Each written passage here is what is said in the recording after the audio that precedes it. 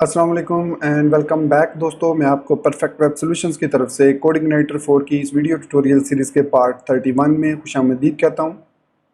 दोस्तों, मेरा नाम इमरान कासिम है और आज के इस कोडिंगनाइटर 4 के वीडियो ट्यूटोरियल में हम एक और सिक्योरिटी इशू को डिस्कस करेंगे और देखेंगे कि कोडिंगनाइटर 4 हमें एक लाइब्रेरी प्रोवाइड करता है जिसकी मदद से हम उस सिक्योरिटी इशू को रिजॉल्व कर सकते हैं, जो कि है brute force attack. Sometime user जो है आपकी वेबसाइट पर आते हैं और वो अटैम्प्ट करते हैं लॉगिन के और रैंडम यूज़र नेम और पासवर्ड्स को, तो या फिर बॉट्स के थ्रू उसको ट्राई करते हैं। तो उस चीज़ को प्रोटेक्ट करने के लिए कोडिग्नाइटर 4 हमें एक थ्रोटलर की क्लास प्रोवाइड करता है। तो आज के इस वीडियो ट्यूटोरियल में हम इस थ्रोटल क्लास को डिस्कस करेंगे और देखेंगे इसका यूज़ कैसे किया जाता है और इसको इम्प्लीमेंट किस तरीके से किया जाता है। तो मैं उम्मीद करता हूं कि आप मेरे इस वीडियो ट्यूटोरियल को एंड तक देखेंगे और इसको लाइक भी करेंगे। इसके अलावा अगर आप हमारे इस चैनल परफेक्ट वेब सॉल्यूशंस पर न्यू हैं तो इसको सब्सक्राइब करते हुए बेल के आइकन को प्रेस करते हुए ऑल नोटिफिकेशंस को ऑन कर लीजिएगा, ताकि आने वाले वीडियो ट्यूटोरियल्स की नोटिफिकेशंस आपको मिलती रहें और आप उनसे अप टू डेट रह सकें। Thank you very much. तो चलिए शुरू करते हैं आज के इस कोडिग्नाइटर 4 के वीडियो ट्यूटोरियल को। तो मैं आपको लिए चलता हूं कोडिग्नाइटर की ऑफिशियल डॉक्यूमेंटेशन पर। यहाँ पर थ्रोटलर की लाइब्रेरी मौजूद है जो कि आपको मिलेगी। यहाँ पर सेक्शन है इसका लाइब्रेरी रेफरेंस। इसके अंदर यहाँ पर आप स्क्रॉल डाउन करेंगे तो आपको थ्रोटलर की लाइब्रेरी मिलेगी। इस पर क्लिक करेंगे तो ये है हमारे पास throttler. So the throttler class provides a very simple way to limit an activity to be perform to a certain number of attempts within a set of period of time. तो इसका मतलब है कि हमें ये throttle class एक very simple way provide करता है जिससे हम यूज़र को लिमिट कर सकते हैं कि वो कोई भी एक्शन हमारी साइट पर एक लिमिटेड टाइम में परफॉर्म कर सके। So this is most often used for performing rate limiting on APIs. या तो आप एपीआईज को प्रोटेक्ट करने के लिए इसको अप्लाई कर सकते हैं कि एक यूज़र जो है वो अगर आपकी एपीआईज को एक्सेस करना चाह रहा है तो 1 मिनट में या 1 सेकंड में या 30 मिनट में या 1 घंटे में वो कितनी एपीआईज एक्सेस कर सकते हैं। और restricting the number of attempt as user can make against a form. और ये भी हो सकता है कि अगर आपने एक फॉर्म लगाया हुआ है, जैसे हमने लॉगिन फॉर्म और रजिस्टर फॉर्म और इस तरीके से कॉन्टैक्ट फॉर्म लगाया हुआ है, तो हम उसको प्रोटेक्ट कर सकते हैं कि यूज़र 1 मिनट में 3 फॉर्म सबमिट कर सकता है या 2 सबमिट कर सकता है या 1 सबमिट कर सकता है। और उसके बाद जो रेट लिमिटर है या थ्रोटलर है, ये उसको लिमिट कर देगा कि वो 1 सेकंड में सिर्फ एक रिक्वेस्ट सेंड कर सकता है। मतलब 1 सेकंड में वो मल्टीपल रिक्वेस्ट्स को सेंड नहीं कर सकता। सो ये है बेसिक पर्पज़ इस थ्रोटलर क्लास का। So the class itself can be used for anything that you need to throttle based on actions within a set time intervals. So इसमें टाइम इंटरवल के दौरान एक स्पेसिफाइड जो आप टाइम इंटरवल प्रोवाइड करेंगे उसके दौरान आप नंबर ऑफ एक्शंस जो भी परफॉर्म करवाना चाह रहे हैं यूज़र से वो परफॉर्म करवा सकते हैं। उसके बाद आप उसको ब्लॉक भी कर सकते हैं। सो ये जो थ्रोटलर क्लास है ये एक इम्प्लीमेंट करती है टोकन बकेट एल्गोरिदम को। आप जाकर विकीपीडिया पर टोकन बकेट एल्गोरिदम के बारे में सर्च कर सकते हैं, उसको पढ़ सकते हैं, लेकिन मेरा नहीं ख्याल कि इसको पढ़ने की ज़रूरत है। जैसे कि ये इम्प्लीमेंटेड है इस CI4 में, तो हमें इसको पढ़ने की ज़रूरत नहीं है। So this basically treats each action that you want as a bucket. तो होता क्या कि बेसिकली हमें ये जो कोडिग्नाइटर 4 है कि चेक का मेथड प्रोवाइड करता है। सो जैसे ही आप फर्स्ट टाइम चेक का मेथड रन करेंगे तो वो एक बकेट क्रिएट करेगा। तो उस बकेट के 3 पैरामीटर होंगे। सबसे पहले कि वो उसको आप देंगे किस चीज़ को आपने ब्लॉक करना है। So you tell it how large the bucket is, मतलब उसकी कैपेसिटी कितनी है उस बकेट की, and how many token it can hold and the time interval. So इस बकेट के अंदर आप कितने जो है वो टोकन्स जो है वो रख सकते हैं एक स्पेसिफाइड टाइम के दौरान। So each check call uses one of the available tokens by default. Let's walk through an example, make it this clear. So सोचें कि let's say we want an action to happen once every second. हम ये चाह रहे हैं कि 1 second में user जो है वो एक एक्शन परफॉर्म कर सके। एक सेकंड से ज़्यादा में या कम में वो एक्शन परफॉर्म ना हो। तो इसके लिए जो है हम यूज़ करेंगे एक थ्रोटलर की क्लास को। सो इसका जो पहला पैरामीटर होता है वो होता है बकेट नेम। सो इस बकेट को आपने नाम क्या देना है कि उसके अंदर क्या नेम होगा। तो the second parameter the number of tokens the bucket holds. तो जो आपने बकेट क्रिएट किया उस नाम से उसके अंदर कितने आप जो है वो होल्ड करना चाह रहे हैं number of tokens. and the third being the amount of time it takes the bucket to refill. So it means अगर एग्जांपल लेते हैं हम यहाँ पर throttler is equal to config service, यहाँ पे हमने इस क्लास को इनिशियलाइज किया यूजिंग सर्विसेज को, फिर हमने कहा कि चेक करो एक नेम का, हमने एक जो भी आपके एक बकेट क्रिएट की, इस नेम में कुछ भी हो सकता है, और हमने कहा कि 60 सेकंड उसकी जो नंबर ऑफ टोकन है उसमें 60 हैं, और 1 मिनट हमने यहाँ पर दे दिया मिनट। सो इट मीन्स वो हर सेकंड में एक रिक्वेस्ट को सेंड कर सकता है अगेंस्ट दिस नेम। अब ये नेम कुछ भी हो सकता है, एक आईपी एड्रेस भी हो सकता है, एक आप कह सकते हैं कि कोई एक नेम जो आपके कैशे के अंदर सेव होगा। तो दूसरी जो चीज़ है कि अगर आप इस सर्विस को यूज़ करना चाह रहे हैं थ्रोटलर को, तो एटलीस्ट एक कैशे सर्वर, आपके सर्वर पर एक कैशे जो है वो, या कैशे का फीचर जो है वो अनेबल होना चाहिए।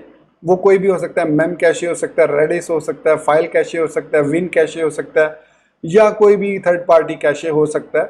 तो आप उसको लाजमी अनेबल करें। तो यहाँ पर हम ये कह रहे हैं कि चेक करो उस नेम को, 60 उसमें बकेट्स हैं और पर मिनट, 1 मिनट में उसमें 60 बकेट्स फुल होनी चाहिए। सो हम ये उसको कह रहे हैं कि है हेयर वो यूजिंग ग्लोबल कांस्टेंट। तो ये बेसिकली मिनट जो है ये ग्लोबल कांस्टेंट डिफाइन किया हुआ है, इसका मतलब होता है 60 seconds. To make it more readable, this says that the bucket allows 60 actions every minute or 1 action every second. So in simple word ये है कि पहली दफ़ा जब यूज़र इसको चेक करेगा, जब ये क्रिएट होगा, तो हमारे पास पहली दफ़ा यूज़र 1 सेकंड में 60 रिक्वेस्ट सेंड कर देता है। तो वो फुलफिल होंगी 60 रिक्वेस्ट 1 सेकंड के अंदर, या कह लें कि 5 सेकंड्स के अंदर वो 60 रिक्वेस्ट सेंड करता है। तो इट विल बी वैलिड। जैसे ही बकेट फुल होगी उसमें 60 रिक्वेस्ट आ जाएंगी अगेंस्ट दिस नेम। ये नेम आपने उस कंट्रोलर में अप्लाई किया होगा, या आपने एक अलग से एक फ़िल्टर क्रिएट किया होगा। तो ऑटोमेटिकली जैसे वो फुल हो जाएगा 60 बकेट्स, तो उसके बाद जब 61, 62, 63 रिक्वेस्ट आएंगी, तो वो इसको चेक करेगा कि वो आप 1 सेकंड में एक रिक्वेस्ट सेंड कर रहे हैं। मतलब 1 सेकंड में आप एक से ज़्यादा रिक्वेस्ट सेंड करेंगे तो वो आपको एरर देगा कि भाई आप ये रिक्वेस्ट सेंड नहीं कर सकते, और वो आगे रिक्वेस्ट फॉरवर्ड ही नहीं होगी। सो ये था थ्योरी इस थ्रोटलर क्लास की। अगर आपको इसमें कोई भी कन्फ्यूजन लगे तो मुझे इस वीडियो के कमेंट सेक्शन में ज़रूर बता दीजिएगा। So this is the best explanation मैं दे सकता था, बाकी आप इसको यहाँ से आके रीड कर सकते हैं। सो यहाँ पर उन्होंने एक नोट लिखा कि for the throttler class to work the cache library must be setup to use a handler other than dummy for best performance, and in-memory cache like Redis or mem cache is recommended. File cache use होता है, लेकिन file cache कभी कभी सही तरीके से response नहीं करता और ये ओवरराइड हो जाता है। तो इसलिए कोशिश करें कि अगर आप इस फीचर को यूज़ करना चाह रहे हैं तो आपके जो भी होस्टिंग है, लाइव सर्वर है, उस पर रेडिस या मेम कैशे की सर्विस अवेलेबल होनी चाहिए, और फिर आपने उसको सेटअप भी करना है अपने इसके अंदर कोडिग्नाइटर 4 की सेटिंग्स के अंदर। तो चलिए अब इसकी सबसे पहले कैशे सेटिंग्स को देखते हैं। तो मैं यहाँ पर सबलाइम टेक्स्ट को ओपन कर लेता हूँ। तो ये है मेरे पास cache.php file. cache.php file basically app के अंदर कन्फिग फोल्डर के अंदर यहाँ पर cache.php के नाम से मौजूद है, आप इसको ओपन कर सकते हैं। तो यहाँ पर इस कैशे को ये बेस कन्फिग से एक्सटेंड हो रही है, तो इसमें जो बाय डिफ़ॉल्ट कैशे हैंडलर है वो फाइल है, लेकिन अगर ये अवेलेबल नहीं है तो वो डमी पे चला जाएगा। आप क्या कर सकते हैं अपने होस्टिंग पे, अगर आपको डाउट है कि रेडिस या मेम कैशे किसी वक्त अवेलेबल नहीं भी होता या कोई प्रॉब्लम होती है, तो आप हैंडलर को उस पर सेट कर सकते हैं, यहाँ पर रेडिस लिख सकते हैं।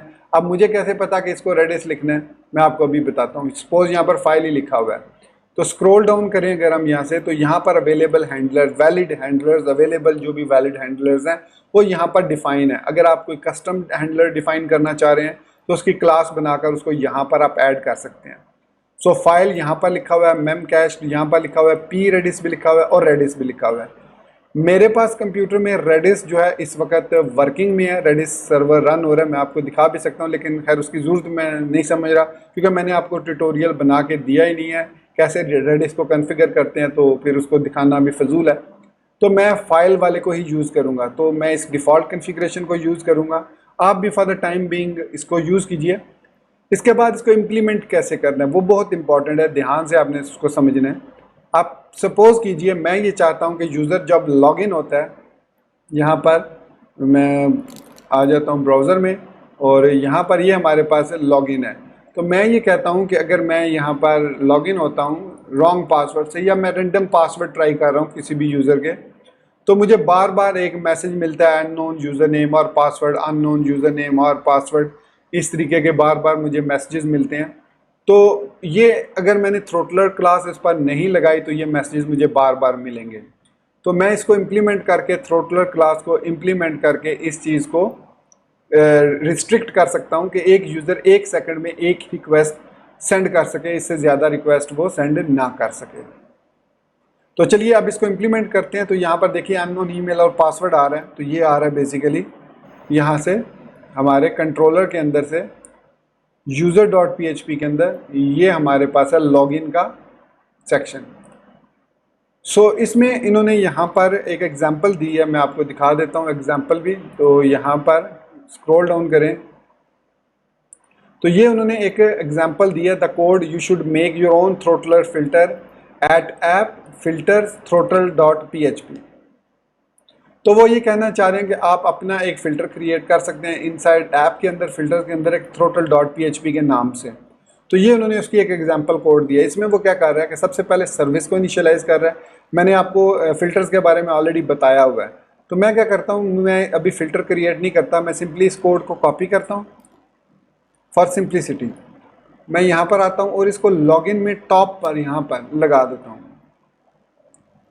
और यहाँ पर अब मैं सर्विस को इंपोर्ट कर लेता हूँ कन्फिग से। सो ऐप कन्फिग सर्विसेज को मैंने इंपोर्ट कर लिया। सो अब मैंने क्या किया बेसिकली,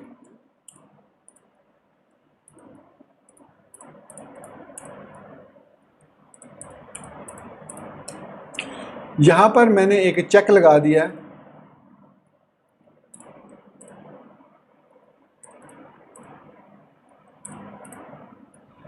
कि if throttler check request get IP address. अब यहाँ पर वो कैशे के अंदर एक आईपी की बेस पर, आईपी एड्रेस की बेस पर एक फाइल क्रिएट कर देगा, और यहाँ पर हमने बता दिया कि हर सेकंड में वो एक रिक्वेस्ट सेंड कर सकता है। अगर मैं इसको 3 कहता हूँ, सो इट मीन्स वो 1 सेकंड के अंदर कितनी रिक्वेस्ट सेंड कर सकता है। यहाँ पर देखिए 60, एक मिनट में वो हर सेकंड के बाद हर सेकंड में एक रिक्वेस्ट सेंड कर सकता है। सो इट मीन्स वो 1 मिनट में 60 रिक्वेस्ट सेंड कर सकता है। तो यहाँ पर अगर मैं इसको 3 कर देता हूँ, सो इसको आपने कैलकुलेट करना है कि 1 मिनट में वो कितनी रिक्वेस्ट सेंड कर सकता है। तो बेस्ट ऑप्शन जो है वो 60 ही है for the most of the website. आप इसको जिस तरीके से भी कस्टमाइज़ करना चाहें कर सकते हैं। सो अब मैंने यहाँ पर लगाया कि if throttler check request IP address. अब यहाँ पर रिक्वेस्ट नहीं होगी, बेसिकली दिस रिक्वेस्ट होगी, दिस रिक्वेस्ट जो आ रही है। सो आईपी एड्रेस उसका गेट कर लेगा ऑटोमेटिकली, रिक्वेस्ट के साथ आईपी एड्रेस भी हमारे पास आ जाता है। और अगर तो वो रिक्वेस्ट फॉल्स है तो इट मीन्स वो रिस्पॉन्स हमें स्टेटस को 429 सेंड कर देगा। मैं यहाँ पर क्या करता हूँ, मैं सेशन सेट करके एक फ्लैश सेशन सेट कर देता हूँ इस तरीके से, एरर की सूरत में। ये कॉपी किया और इसको वापस यहाँ पर मैं पेस्ट कर देता हूँ। सो इट मीन्स एरर की सूरत में मैं उसको कहूँगा you need to wait, you need to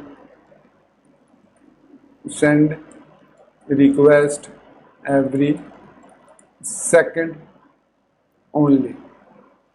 या अगर आपको ज़्यादा बोट्स का डाउट है कि बोट्स भी हो सकती हैं उस पर जो रिक्वेस्ट सेंड कर रही हैं, तो आप उसको रिस्पॉन्स रिटर्न कर सकते हैं 429, 404, या जो भी आप रिस्पॉन्स सेंड करना चाहें वो रिस्पॉन्स सेंड कर सकते हैं। तो फिलहाल मैंने क्या किया, मैं उसको सेट फ्लैश डेटा करता हूँ एरर की सूरत में, और you need to send request every 1 second, every second मैंने लिख दिया, तो एवरी सेकंड ओनली।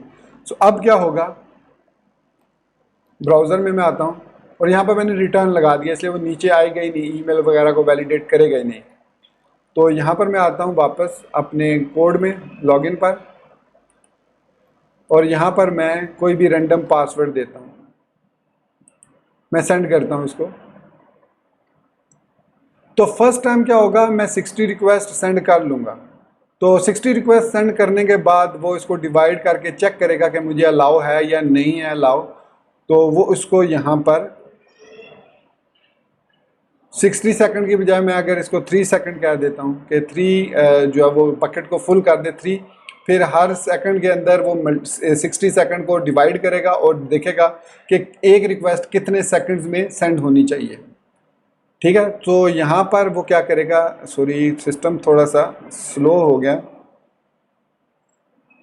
कभी कभी ऐसे हो जाता है कि थोड़ा रिसोर्सेज।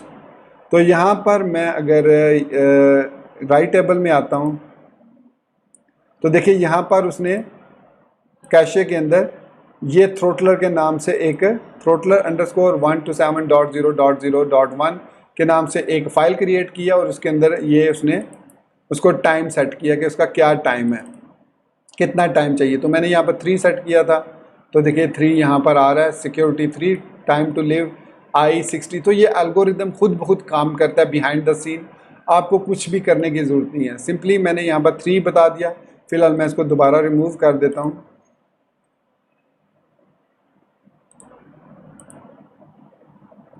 और वापस ब्राउज़र में आकर मैं इसको रीलोड करता हूँ।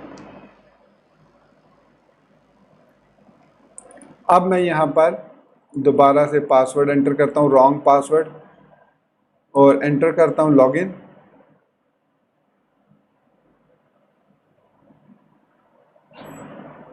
तो ये अब मुझे पहले 1 मिनट में जो है वो 3 रिक्वेस्ट मुझे एक्सेप्ट कर लेगा और उसके बाद हर दफ़ा वो जो है हमें एक एरर मैसेज देगा कि भाई आप 1 सेकंड में ट्राई नहीं कर सकते, इतनी सेकंड में ट्राई कर सकते हैं, इससे कम सेकंड में ट्राई नहीं कर सकते। सो अननोन आया, फिर मैंने ट्राई किया। सो लेट मी सी कि मेरा सिस्टम क्यों इतना स्लो हो गया। तो मैंने थोड़े से सिस्टम रिसोर्सेज फ्री किए हैं, तो अब इसको टेस्ट करते हैं दोबारा से। तो मैं इधर admin.com लिख के रेंडम पासवर्ड देता हूँ। तो देखिए यहाँ पर अब फ़ौरन लिखा हुआ आ गया इनवैलिड पासवर्ड। एकदम मैं फिर दूसरा पासवर्ड एंटर करता हूँ, रेंडम पासवर्ड। मैं इस तरह समझने के बॉट है, एक बॉट ट्राई कर रही है। तो 4 अब हमने रॉन्ग पासवर्ड ट्राई कर लिए और अब देखें you need to send request every second only. तो अब हम जो है वो हर सेकंड के बाद रिक्वेस्ट को सेंड कर सकते हैं। देखिए फिर इन अननोन ईमेल, और अगर मैं थोड़ा सा वेट करके फिर पासवर्ड को सेंड करता हूँ तो देखिए यहाँ पर अब आ गया you need to send request, क्योंकि मैंने जो उसको रखा हुआ है वो 3 रिक्वेस्ट रखा हुआ है एवरी मिनट। तो इस तरीके से आप इस क्लास को यूज़ कर सकते हैं और अपनी जो फॉर्म्स वगैरह, even not only forms but आप अपनी जो यूआरएल्स हैं उनको भी प्रोटेक्ट कर सकते हैं। अब यूआरएल्स को किस तरीके से प्रोटेक्ट करना है, इसके लिए हमें क्रिएट करना पड़ेगा क्या कहते हैं उसको, फ़िल्टर। तो फ़िल्टर की एग्जांपल जो उन्होंने दी हुई है मैं उसी को कॉपी करता हूँ। यहाँ पर ऐप के अंदर फ़िल्टर्स के फोल्डर के अंदर मैं यहाँ पर एक न्यू फ़िल्टर क्रिएट करता हूँ थ्रोटलर के नाम से। थ्रोटल के नाम से मैंने एक क्लास क्रिएट की PHP,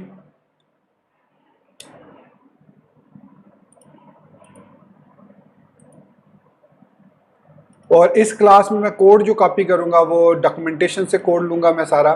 so code igniter slash user guide index.php index.html sorry, और यहाँ से मैं इसको डॉक्स के अंदर आके मेन्यू में से आता हूँ। मैं यहाँ से आऊँगा लाइब्रेरी में, लाइब्रेरी रेफरेंस में, और यहाँ से लाइब्रेरी रेफरेंस में हमारे पास है थ्रोटलर लाइब्रेरी। ये लाइब्रेरी है, इसको ओपन किया क्योंकि मैंने क्लोज कर दिया था हेल्प को, इसको भी, हेल्प फाइल को भी। तो ये जो कोड है ये सारा मैं कॉपी करता हूँ क्लास से लेकर यहाँ तक, कॉपी किया इसको और मैं पेस्ट कर देता हूँ यहाँ पर।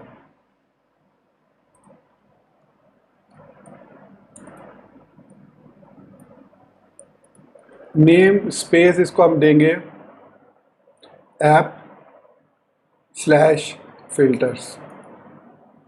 तो ये हमने थ्रोटलर, और इसको इंपोर्ट कर लेते हैं फिल्टर इंटरफेस को F5 प्रेस करके। तो ये हमने इंटरफेस को, और इसके बाद सर्विसेज को भी इंपोर्ट कर लेते हैं, कन्फिग सर्विसेज, और बाकी सब ठीक है। तो ये सिर्फ और सिर्फ हमने बिफोर पर लगाया कि ये हर दफ़ा रिक्वेस्ट को फुलफिल करने से पहले चेक करेगा और बाद में भी हम यहाँ पर लगा सकते हैं। तो अब इसको इम्प्लीमेंट कैसे करना है, जैसे कि हमने लॉगिन वाले फ़िल्टर को अप्लाई किया था उसके अंदर राउट्स के अंदर, वहाँ पर हम इसको अप्लाई करेंगे। तो हम जाएंगे कन्फिग के अंदर, यहाँ से आएंगे राउट्स के अंदर, routes.php में। तो जिस तरीके से हमने ये फ़िल्टर गेस्ट लगाया, तो मैं लॉगिन वाला पेज है उस पर मैं फ़िल्टर लगा देता हूँ।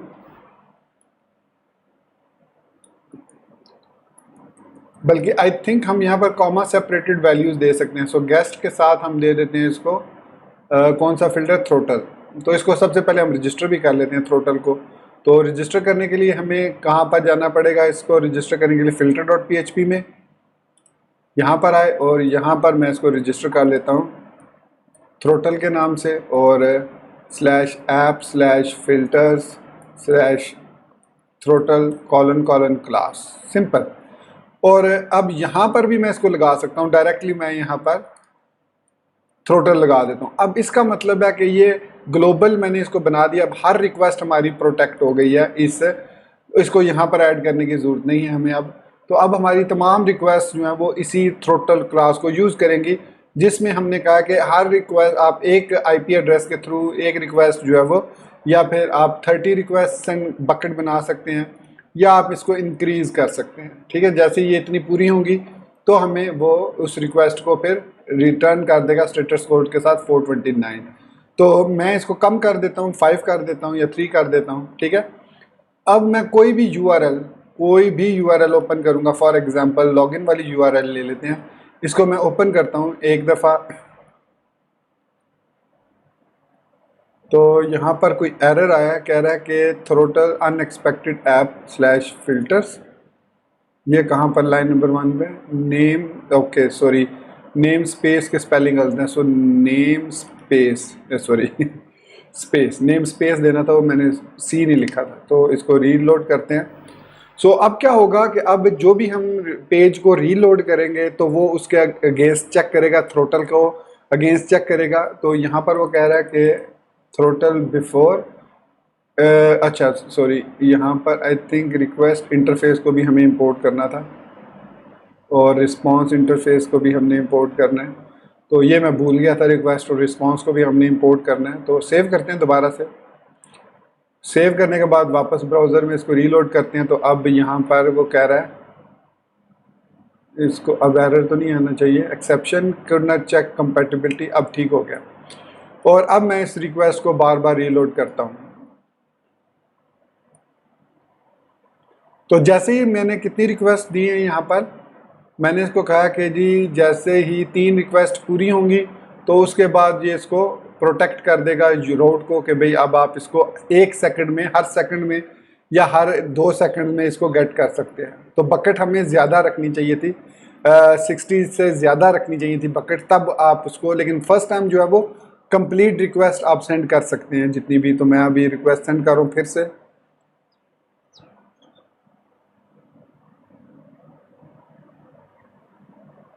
फिर मैं रिक्वेस्ट सेंड कर रहा हूँ।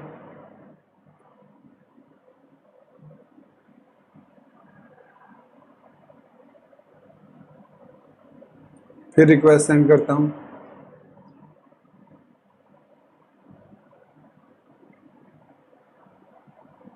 एक और रिक्वेस्ट, तो ये 4th आई थिंक मैं रिक्वेस्ट सेंड कर रहा हूँ। इसके बाद इस पर ये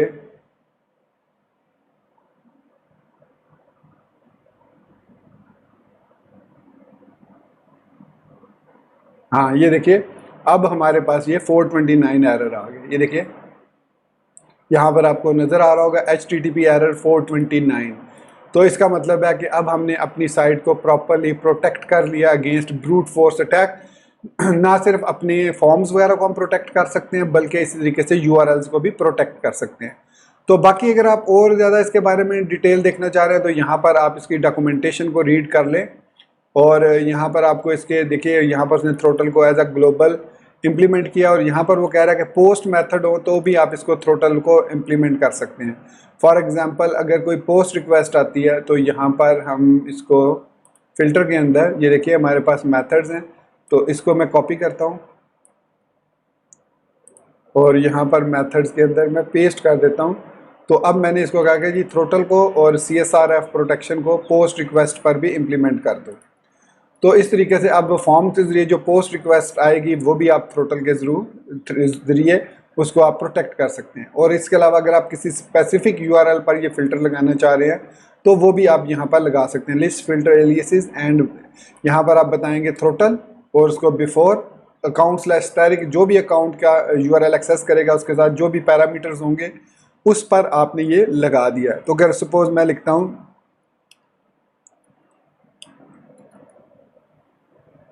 थ्रोटल बिफोर लॉगिन। तो मेरा कहने का मकसद ये है कि अब मैंने लॉगिन स्क्रीन, सॉरी बिफोर का मैंने स्पेलिंग गलत लिख दी है।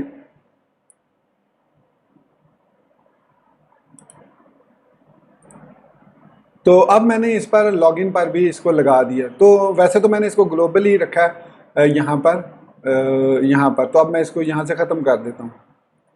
अब हमारा जो थ्रोटल है सिर्फ और सिर्फ काम करेगा लॉगिन वाले यूआरएल पर, सिर्फ और सिर्फ लॉगिन वाले यूआरएल पर काम करेगा। अगर आप इसको प्रोफाइल्स पर भी लगाना चाह रहे हैं, होम पेज पर लगाना चाह रहे हैं या कॉन्टैक्ट वाले पेज पर लगाना चाह रहे हैं, तो वो यहाँ कॉमा सेपरेटेड आप अपने राउट्स सारे यूआरएल्स जो हैं वो डिफाइन कर सकते हैं। सो यूआरएल पैटर्न आप पूरा दे सकते हैं यहाँ पर। /* से मुराद है कि अकाउंट /login/* जितने भी हों। तो मैंने पोस्ट रिक्वेस्ट पर भी लगा दिया और थ्रोटल पर भी मैंने इसको फ़िल्टर्स को लॉगिन पर भी लगा दिया।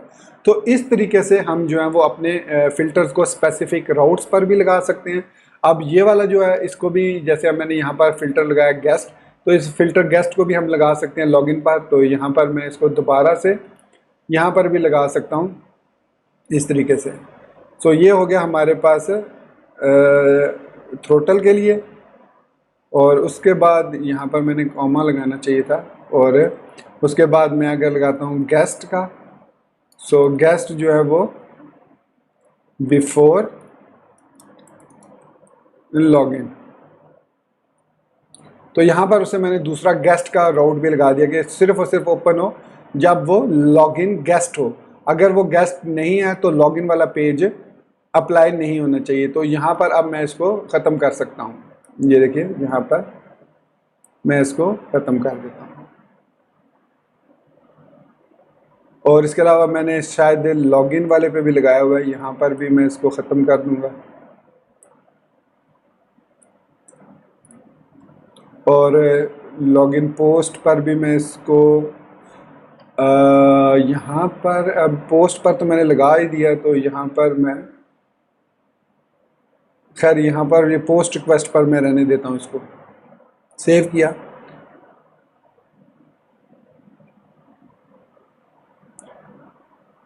सेव करने के बाद ब्राउज़र में आते हैं और अब मैं आता हूँ वापस अपने डॉक्यूमेंट इसमें पेज पर, और यहाँ पर मैं अब वैलिड यूज़र नेम और पासवर्ड देता हूँ।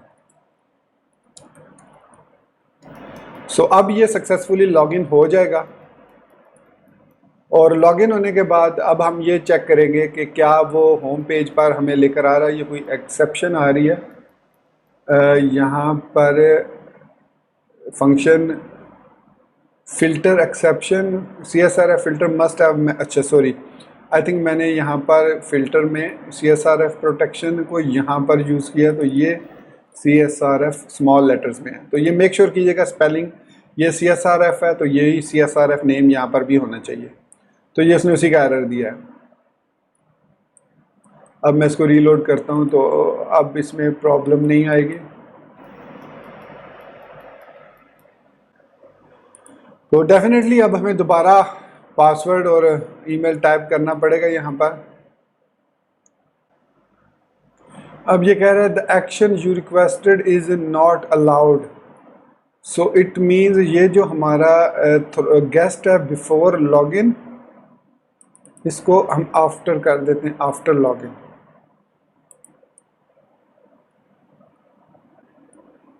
तो अब इसको, क्योंकि the action you requested is not allowed, इस वजह से आ रहा है कि जो आप रिक्वेस्ट सेंड कर रहे हैं वो उसको वैलिडेट नहीं कर रहा, या शायद ये CSRF प्रोटेक्शन का एरर हो। इस पर CSRF हमने लगाई हुई है, आई थिंक लगाई तो हुई है। ओह ऐसी, आई थिंक मैंने ना इसको ख़त्म नहीं किया थ्रोटल को, वहाँ से user.php में तो नहीं, हाँ यहाँ से इसको ख़त्म करना है। यहाँ से इसको अब लगाने की ज़रूरत नहीं है क्योंकि हमने फ़िल्टर पे जो लगा दिया, तो इस वजह से भी इशू हो सकता है। तो ये चीज़ें आपने ध्यान में रखनी है कि आपने कौन कौन सा कोड कहाँ कहाँ पर किया हुआ है, और उसको या तो आप कमेंट करके चेक करें कि ये इस वजह से इशू आ रहा है, या फिर आप उसको रिमूव करके कमेंट करके ज़्यादा बेहतर है। तो ये अभी मुझे वही ऐसे मैसेज आ रहा है। तो मैं एक और काम करता हूँ सॉरी, मैं यहाँ पर आता हूँ राइट टेबल फोल्डर में और यहाँ से इस थ्रोटलर को मैं रिमूव कर देता हूँ फिलहाल। अब हमारे पास कोई थ्रोटलर क्लास नहीं है। अब मैं लॉगिन होता हूँ ओरिजिनल यूज़र नेम और पासवर्ड से।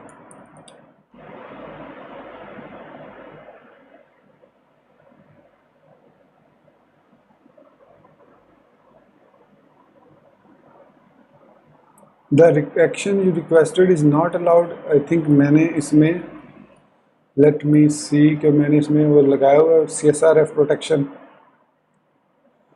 Sorry sorry. तो यहाँ पर लगाया हुआ तो है ही, तो इसको क्यों वो यहाँ पर login page, login filter, guest,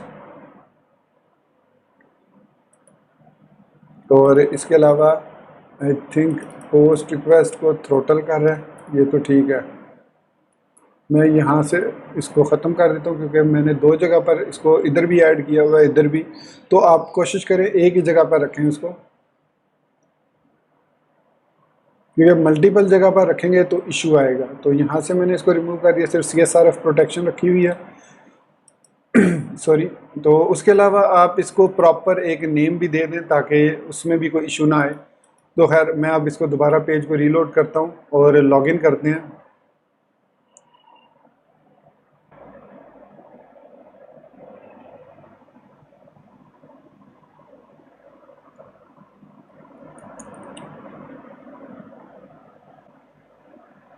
तो अब आप देख सकते हैं कि मैं सक्सेसफुली लॉगिन हो चुका हूँ। अब अगर मैं लॉगिन पेज को या होम पेज को ओपन करता हूँ तो इससे मुझे रीडायरेक्ट करना चाहिए होम पेज पर वापस, क्योंकि मैं ऑलरेडी लॉग्ड इन हूँ। तो मैं यहाँ पर इसको होम पेज को ओपन करता हूँ। तो अब इसे मुझे चाहिए कि रीडायरेक्ट करे वो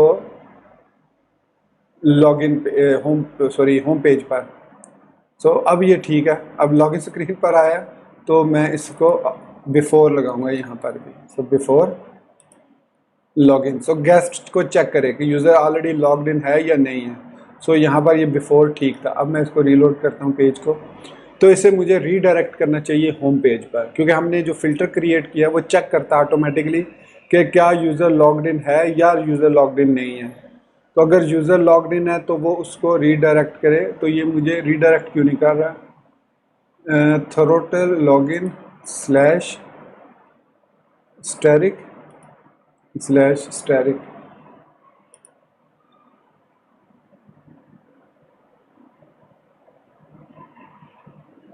तो इसको रीलोड करते हैं दोबारा।